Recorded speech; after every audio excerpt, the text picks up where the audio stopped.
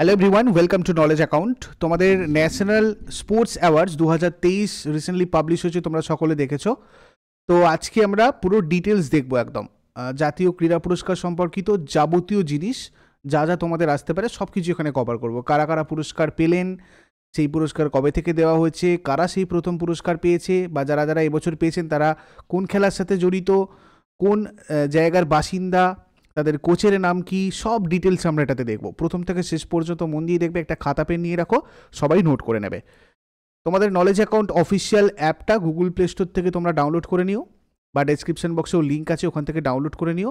তাহলে তোমরা এই ফ্রি উইকলি টেস্ট সেকশানে আপকামিং যেগুলো আমরা আপলোড করতে চলেছি, WBPSCর ফুড এসআই মিসলেনিয়াস বা ক্লার্কশিপ, WBPর বিভিন্ন এক্সামের full length free mock test, সেগুলো তোমরা অ্যাটেন্ড করতে পারবে। তো আগে থেকে তোমরা ডাউনলোড করে নিজেদের নাম আর ইমেল আইডি দিয়ে রেজিস্টার করে নাও, তাহলে তোমরা সেই সুযোগটা পাবে এবং এখান থেকে তোমরা নোটিফিকেশনও পাবে। তোমাদের 25 ডিসেম্বর পর্যন্ত যে অফারটা রয়েছে, আমি আরও একবার বলে দিই সবাইকে, এক্সট্রা ভ্যালিডিটির একটা অফার রয়েছে। তোমরা যারা যারা পিএসসির ক্লার্কশিপ ব্যাচে জয়েন করবে, প্রিলিয়ার মেনের একসাথে যে ইন্টিগ্রেটেড ব্যাচটা চলছে, এখানে তোমাদের মেন পরীক্ষা পর্যন্ত ভ্যালিডিটি থাকবে। এবং bounce back coupon code use করে তোমরা 899-এ 25 ডিসেম্বর পর্যন্ত জয়েন করতে পারবে। এরপরে কিন্তু তোমাদের এর প্রাইস 1000+ হয়ে যাবে, প্লাস এখানে ভ্যালিডিটিটাও চেঞ্জ হয়ে যাবে। তো এখানে লাইভ ক্লাস তোমাদের স্টার্ট হয়ে গেছে 4 ডিসেম্বর থেকে। এর পরে পরে তোমরা যত পরে জয়েন করবে তখন কিন্তু এবার রেকর্ডেড ক্লাস পাবে, আর কিন্তু লাইভ ক্লাসগুলো পাবে না। কেননা প্রত্যেকটা সাবজেক্টের তোমাদের এখানে কনসেপচুয়াল ক্লাস হচ্ছে, কনসেপ্টগুলো বোঝার জন্য তোমাদের লাইভ ক্লাসটা অ্যাটেন্ড করা খুবই জরুরি। এই নাম্বারে যোগাযোগ করে নাও, আর দেরি না করে এটাতে জয়েন করে নিও তাড়াতাড়ি। দেখো, প্রথমে আমরা যেটা দেখবো সেটা হচ্ছে মেজর ধ্যানচাঁদ খেলরত্ন পুরস্কার সম্পর্কে। এটা আগে রাজীব গান্ধী খেলরত্ন পুরস্কার নামে পরিচিত ছিল, আমরা জানি, ঠিক আছে? তো এই রাজীব গান্ধী খেলরত্ন পুরস্কার, বা যেটা বর্তমানে মেজর ধ্যানচাঁদ খেলরত্ন পুরস্কার, এটা কিন্তু ভারতের সর্বোচ্চ ক্রীড়া পুরস্কার।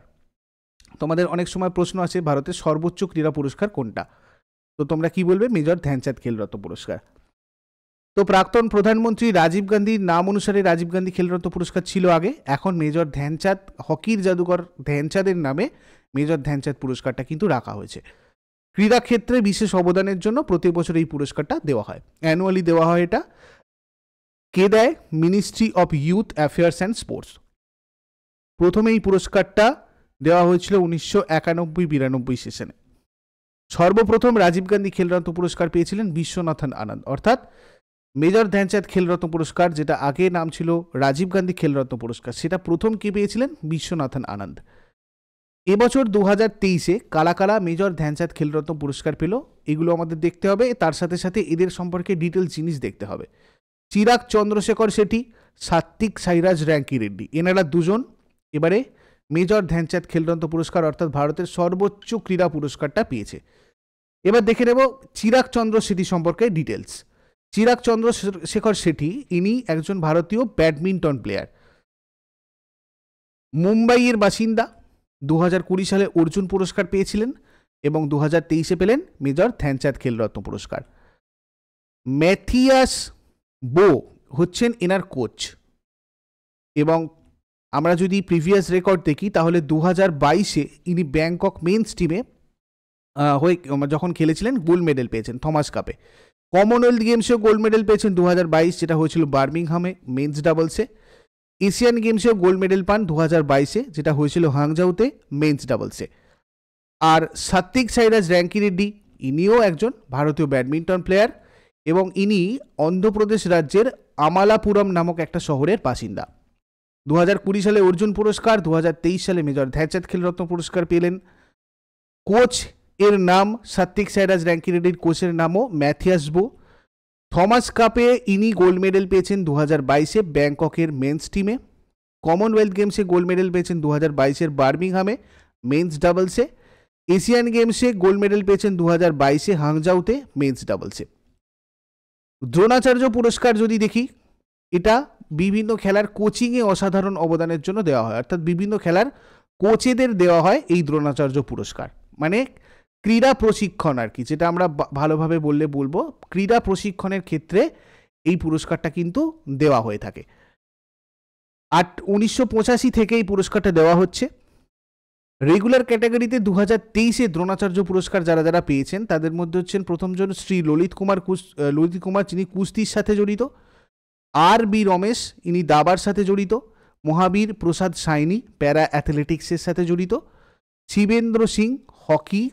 এনারা কিন্তু যেমন ধরো শ্রী ললিত কুমার, ইনি কুস্তির একজন কোচ আর কি। আর বি রমেশ দাবার কোচ, প্যারা অ্যাথলেটিক্সের কোচ। মহাবীর প্রসাদ সাইনি, শিবেন্দ্র সিংহ একজন কোচ, হকির coach. Ganesh Prabhakar, দেবরুখ খক্কর, মাল্লাখাম্বের coach.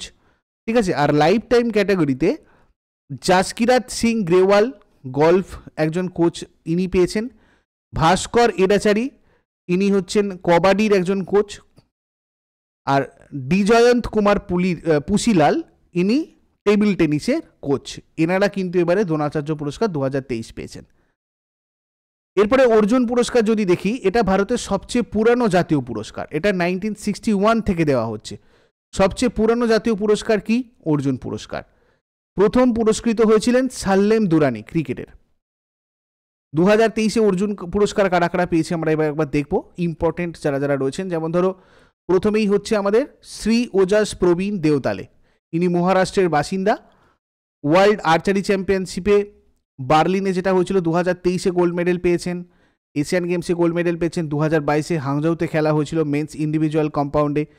2022-এ gold medal পেয়েছেন হাংজাউ মেন্স বিগ স্টার টিমে কম্পাউন্ড। গোল্ড মেডেল পেয়েছেন 2022-এর হাংজাউতে মেন্স টিম কম্পাউন্ড। কেমন? এরপরে দেখো অদিতি গোপীচাঁদ স্বামী, ইনি মহারাষ্ট্রের একজন বাসিন্দা, তীরন্দাজের সাথে যুক্ত। ইনি এশিয়ান গেমসে গোল্ড মেডেল পেয়েছেন 2022-এ হাংজাউতে ওমেন্স টিম কম্পাউন্ডে। তারপরে রয়েছেন প্রাচী যাদব, যিনি ইন্ডিয়া প্যারাকন এর সাথে জড়িত, মধ্যপ্রদেশের গোয়ালিয়রের বাসিন্দা। মুরালি শ্রীশঙ্কর, ইনিও একজন ভারতীয় ক্রীড়াবিদ, লং জাম্পের সাথে জড়িত, ইনি কেরালার বাসিন্দা। পারুল চৌধুরী, লং ডিস্টেন্স রানিংয়ের সাথে জড়িত। মোহাম্মদ হাসিমুদ্দিন, ইনি একজন ভারতীয় বক্সার, তেলেঙ্গানা শহর মানে তেলেঙ্গানার নিজামাবাদের বাসিন্দা। রমেশবাবু বৈশালী, ইনি ভারতীয় দাবা গ্র্যান্ডমাস্টার, ইনি ভারতের তৃতীয় মহিলা যিনি গ্র্যান্ডমাস্টার খেতাব জিতেছেন, চেন্নাইয়ের বাসিন্দা। মোহাম্মদ শামি, ভারতীয় আন্তর্জাতিক ক্রিকেটার, আমরোহা উত্তরপ্রদেশ শহরের বাসিন্দা। ভারতের প্রথম বোলার হিসাবে বিশ্বকাপে ম্যাচে 7টা উইকেট নিয়েছেন। 2023 বিশ্বকাপের সেমিফাইনালে নিউজিল্যান্ডের বিরুদ্ধে আশিস নেহরার বিশ্বকাপের একটা ম্যাচে যে 6টা উইকেট নিয়েছিল তার রেকর্ডটাকে ভেঙেছেন। বিশ্বকাপে চতুর্থবার 5 উইকেট নেওয়ার নজির করেছেন মোহাম্মদ শামি। ইনি 100তম একদিনের ম্যাচ খেলতে নেমে ভারতের প্রথম বোলার হিসাবে বিশ্বকাপে এক ম্যাচে 7টি উইকেট নিয়েছেন। ফাইনালের পর বিশ্বকাপে শামির উইকেট সংখ্যা হয়েছে 55টি। মোহাম্মদ শামি 18টি ম্যাচে 55টি উইকেট নিয়েছেন। তারপর হচ্ছে তোমার আনুস আগরওয়াল, ইনি একজন অশ্বারোহী, কলকাতার বাসিন্দা। দিব্যাকৃতি সিং, ইনিও একজন অশ্বারোহী, জয়পুরের বাসিন্দা। দীক্ষা ডাগার, ইনি পেশাদার একজন গলফার, প্রফেশনাল গলফার, হরিয়ানার ঝাঝারের বাসিন্দা।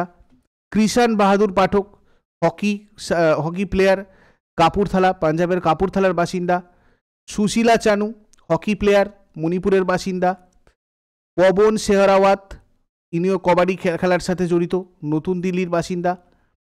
ঋতু নেগি, কবাডি প্লেয়ার, হিমাচল প্রদেশের বাসিন্দা।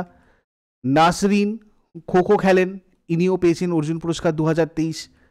পিঙ্কি কৌশিক সিং, লন বোলস এর সাথে জড়িত, নতুন দিল্লির বাসিন্দা। ঐশ্বরী প্রতাপ সিং তোমর, শুটিং প্লেয়ার, ইনি একজন শুটার, মধ্যপ্রদেশের খরগনের বাসিন্দা। এশা সিং, ইনিও একজন প্রফেশনাল শুটার, তেলেঙ্গানার বাসিন্দা। হরিন্দর পাল সিং সান্ধু, স্কোয়াশ প্লেয়ার, চণ্ডীগড়ের বাসিন্দা। অহিকা মুখার্জি, ভারতীয় টেবিল টেনিস প্লেয়ার, নৈহাটির বাসিন্দা। সুনীল কুমার, কুস্তির প্লেয়ার, মানে হচ্ছে দিল্লির বাসিন্দা।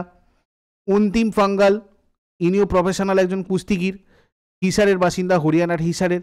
নরেম রোশভিনা দেবী, ইনি ইন্ডিয়ান উসুর সাথে জড়িত, মণিপুরের বিষ্ণুপুরের বাসিন্দা। শীতল দেবী, ভারতীয় প্যারা তীরন্দাজ, লইধর কিস্তওয়ার, মানে জম্মু কাশ্মীরের বাসিন্দা ইনি। ইলুরি অজয় কুমার রেড্ডি, ব্লাইন্ড ক্রিকেট থেকে পেয়েছেন, অন্ধ্রপ্রদেশের গুন্টুর জেলার বাসিন্দা। এরপরে দেখব ধ্যানচাঁদ পুরস্কার। ধ্যানচাঁদ পুরস্কার 2023 কারা কারা পেয়েছে? Mrs Manjusha Kanwar, badminton player. Shri Vineet Kumar Sharma, hockey player.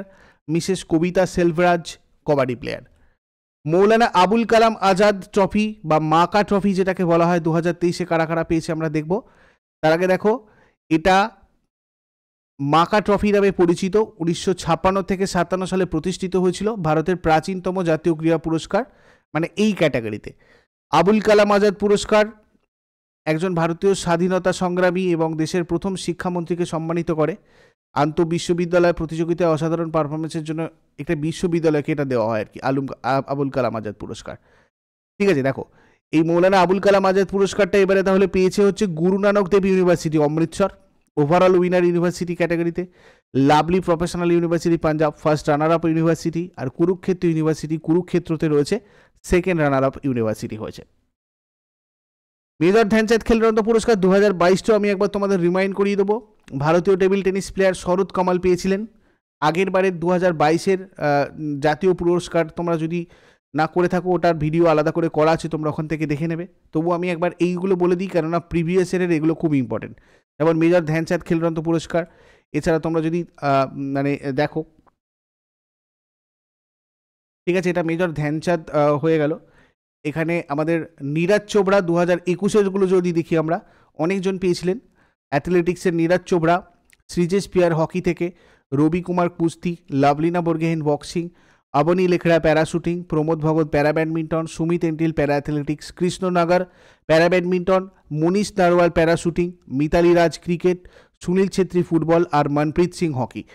এদের সম্পর্কেও তোমরা ইন ডিটেলস জানতে পারবে যদি তোমরা 2021-এর জাতীয় ক্রীড়া পুরস্কারটা নলেজ অ্যাকাউন্টের দেখো, বা 2022-এর ন্যাশনাল স্পোর্টস অ্যাওয়ার্ডটা দেখো।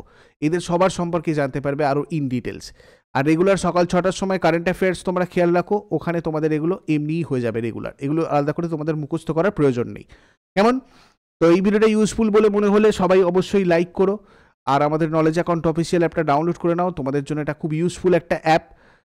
এখান থেকে তোমরা ফুল লেন্থ ফ্রি মক টেস্টগুলো নোটিফিকেশানগুলো পেতে থাকবে। তার জন্য তোমরা নিজেদের নাম আর মোবাইল নাম্বার দিয়ে এটা অবশ্যই রেজিস্টার করে নাও।